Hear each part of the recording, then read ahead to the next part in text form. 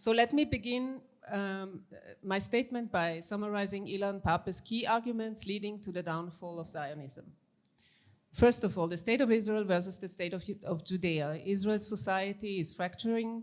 One side, the state of Israel, desires a, quote, democratic and pluralist society, of course, while excluding Palestinians. The other side, the state of Judea, is being supported among settlers in the occupied West Bank and envisions Israel as a theocratic state on all of historic Palestine.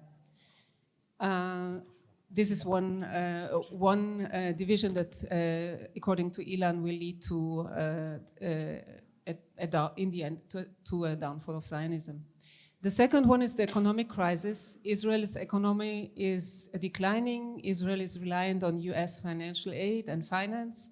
Its ongoing war with Hezbollah and the genocide in Gaza.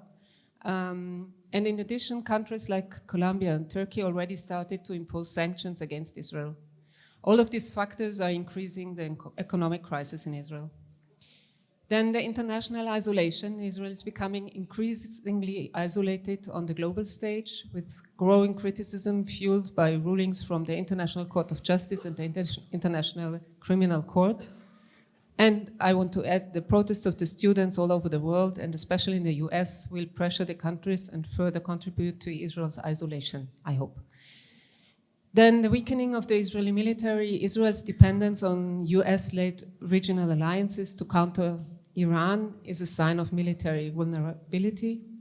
And the renewed Palestinian youth energy and new, more unified Palestinian generation is emerging, shifting away from the two-state solution and advocating for a single democratic state.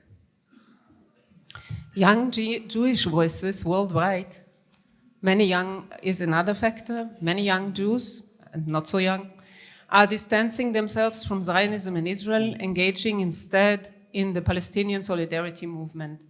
This will erode the influence of the Zionist lobby, which becomes increasingly dependent on Christian Zionist support. So far, his arguments. Now let me share some personal thoughts on Ilan Pappé's last argument, young, or in my case, not so young, Jewish voices worldwide engaging in the Palestinian Solidarity movement that is contributing to the downfall of Zionism. But I want to take it further. Jewish people people with Jewish roots are actively joining the Palestinian struggle for liberation and are part of this movement, which is more than solidarity. Sadly, we live in a world where not all voices are valued equally. Instead, to listening of Palestinians directly, Jewish voices are often seen as legitimizing Palestinian arguments. And in this context, I and many others offer their Jewish voice.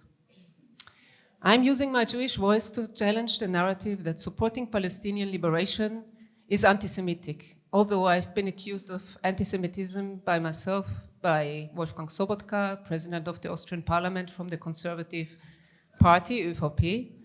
And these accusations don't hold up for many, and I hope more people will begin to question this narrative. I'm using my Jewish voice to challenge the narrative that Jews are and will always be the only victims. In Austria, many still feel guilt and a historic responsibility to protect Jews by supporting Israel. As a descendant of Holocaust survivors, my grandmother had to leave Austria in 1938. I reject this notion and inherited guilt by saying never again means never again for everyone.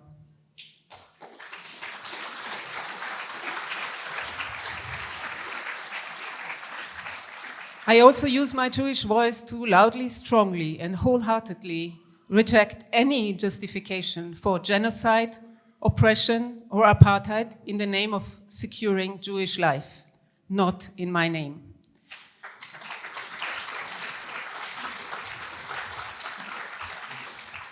But I'm very much longing for a time where my Jewish voice is not needed anymore, and where all voices have an equal volume, a time when Palestine will be free from the river to the sea, a time where all people will be free from every river to every sea.